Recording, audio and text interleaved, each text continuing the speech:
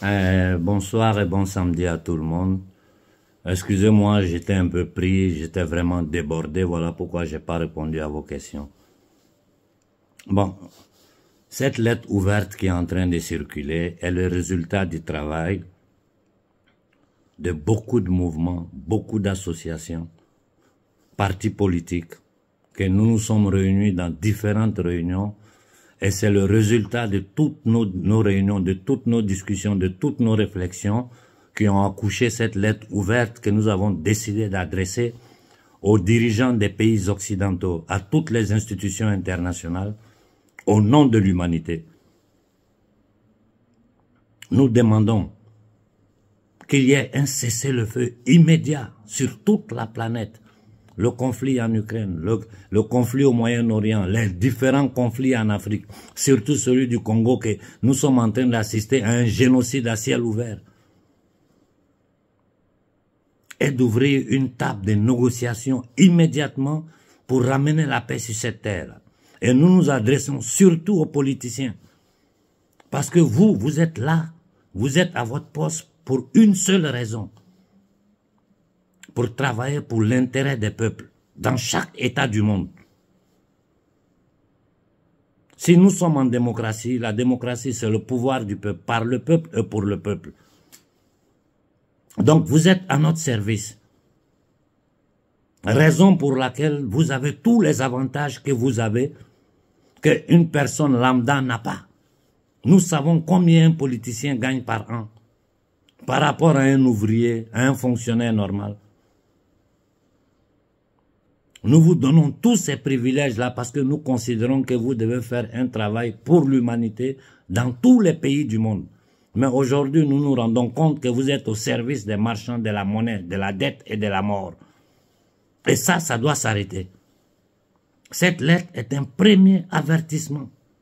Nous, famille humaine de cette planète, nous vous disons de faire arrêter immédiatement toutes les guerres sur cette planète, d'ouvrir des tables de discussion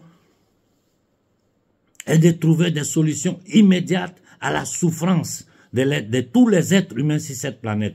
Ce n'est pas normal qu'on dépense des milliards pour la fabrication d'armes, pour maintenir le feu sur certaines guerres un peu partout dans le monde, pendant qu'il y a des êtres humains qui n'ont pas à manger, pendant qu'il y a des êtres humains qui n'ont pas où dormir.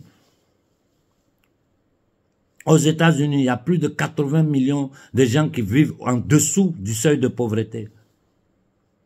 Plus de 20 millions de sans-toit. Ici en Occident, je ne parle même pas des immigrés. Combien d'Occidentaux de souche aujourd'hui sont sans domicile, sans travail? L'Afrique, c'est même pas la peine d'en parler. C'est un camp de concentration. La souffrance de nos frères dans les pays arabes, c'est sous nos yeux. Ils sont dans les bateaux comme les enfants d'Afrique. Tout ça ne peut plus continuer. Raison pour laquelle plus d'une centaine d'associations, de mouvements, de partis se sont réunis et nous avons tiré dehors, nous avons conclu nos travail avec cette lettre ouverte à tous les gouvernements, à toutes les institutions internationales. Voilà pourquoi j'ai demandé à tous les mouvements éparpillés partout dans le monde qui la lisent cette lettre et qui sont d'accord de mettre leur logo et de l'envoyer avec des PEC, des mails à toutes les institutions, que chacun fasse ce qu'il peut. Aux citoyens lambda qui lira cette lettre, qui est d'accord avec ce qui est écrit dedans, avec un clic, il doit l'envoyer à tous ses amis et connaissances. Il faut la rendre virale. C'est la seule façon que nous avons pour faire pression sur les marchands de la monnaie, de la dette et de la mort qui sont cachés derrière cette démocratie qui aujourd'hui n'est qu'une démocratie vidée de son essence. Une démocratie vidée de son essence. Nous sommes tous esclaves des marchands de la monnaie, de la dette et de la mort. Raison pour laquelle je pose toujours cette question. À qui toute l'humanité doit cet argent-là? À qui l'humanité doit? Posez-la, personne ne vous répondra. Et je vais vous dire à qui l'humanité doit cet argent. L'humanité doit, toute l'humanité, hein, la dette publique française, allez taper sur Internet pour voir. Allez voir la dette publique américaine, je ne sais pas, 30 000 milliards ou quoi. Des chiffres fous. Tous les pays du monde sont endettés. À qui nous devons cet argent? Pendant que les agriculteurs en France, vexés, vont à Bruxelles pour manifester, ils sont frappés par les forces de l'ordre. Nous avons vu ce que les gilets jaunes ont subi ici. Des morts, des blessés, des emprisonnements. Celui qui ouvre la bouche est attaqué immédiatement par la justice, dans n'importe quel pays d'Europe. Pourquoi? Parce qu'ils ont placé leurs hommes à la tête de toutes les institutions. Des institutions comme la Commission européenne, qui n'a été votée par aucun citoyen occidental, des nominés par l'oligarchie, prennent des décisions sur la vie de tous les pays occidentaux. Aujourd'hui, les Occidentaux ne sont pas d'accord. Et c'est cette même Commission européenne, ce sont ces mêmes institutions. Aujourd'hui, nous voyons au Congo ce qui se passe. Ce que la MINUSCO est en train de faire au Congo, c'est sous les yeux de tout le monde. La MINUSCO qui aide des groupes armés. Nous avons vu le rôle de la MINUSMA au Mali, jusqu'à ce que le gouvernement malien soit obligé de les chasser. J'ai dit à partir de maintenant, il ne faut plus dire le gouvernement français. Parce que quand on dit le gouvernement français, ça implique les Français. Il ne faut plus dire le gouvernement italien. Même chez nous, dans les camps de concentration, il ne faut plus dire le gouvernement ivoirien, sénégalais, c'est-à-dire tous ces nègres des salons commandés par ces gouvernements des marchands de la monnaie, de la dette et de la mort ici en Occident. J'ai toujours dit l'Afrique est un camp de concentration. L'Afrique est un camp de concentration. L'esclavage n'a jamais été aboli. Elle a simplement changé de forme. Aujourd'hui, ces marchands de la monnaie, de la dette et de la mort sont en train d'attaquer toute l'humanité. Nous sommes aux portes d'une déflagration totale. Regardez si le chéquier international, l'armée privée des marchands de la monnaie et de la dette, comment cette armée est en train de bouger vers en Europe de l'Est, comment elle est en train de bouger au Moyen-Orient.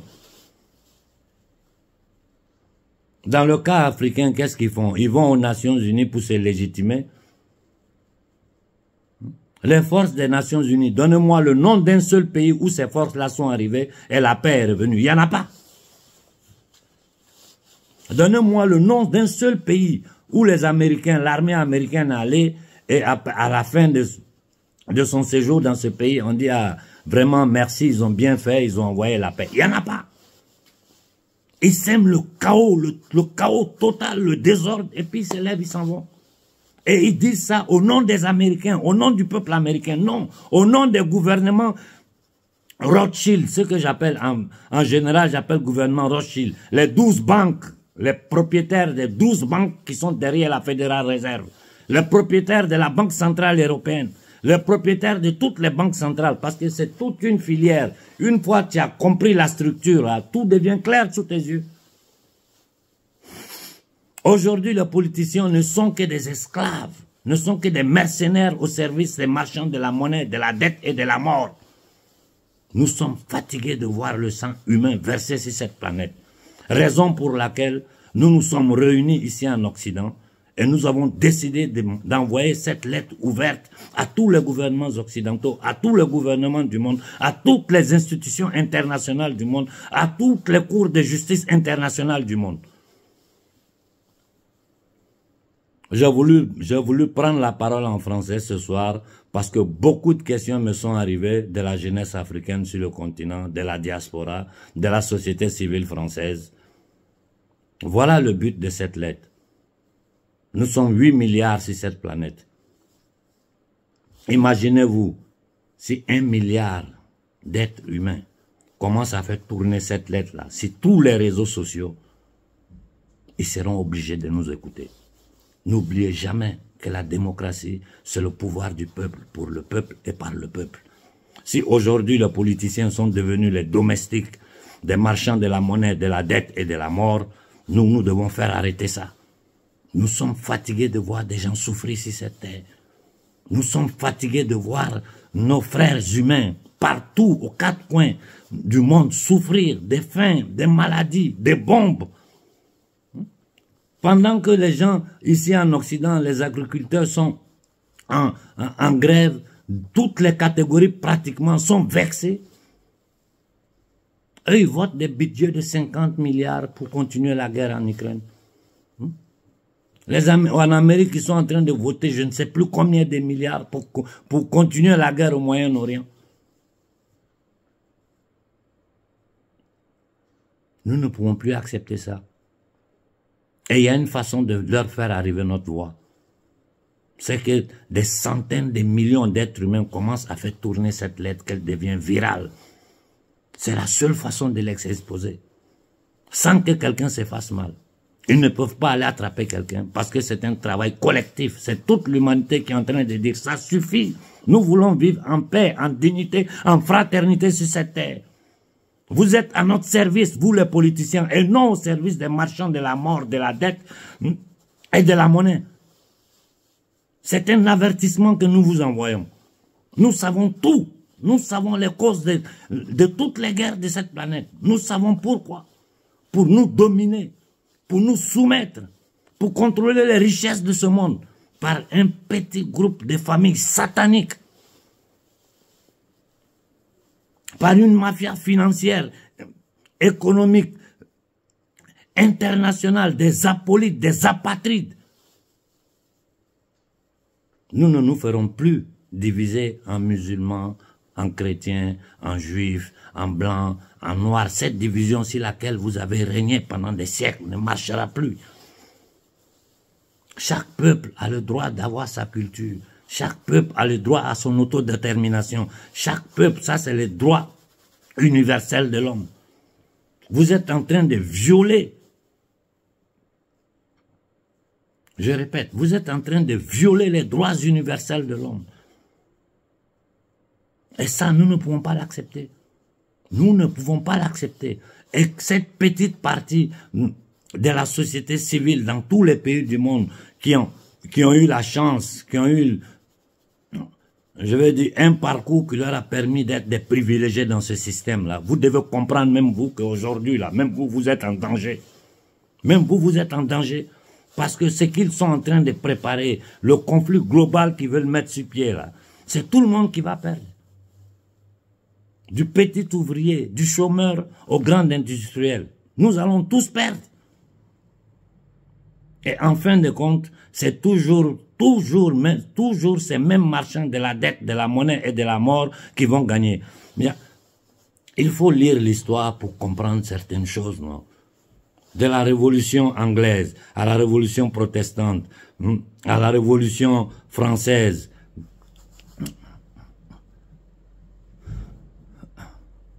à la révolution russe, aux accords de Yalta, tout ça c'était des étapes, des plans machiavéliques, des plans machiavéliques de ces marchands de la monnaie, de la dette et de la mort. Aujourd'hui, nous ne devons plus permettre que ces gens-là nous tiennent divisés entre nous.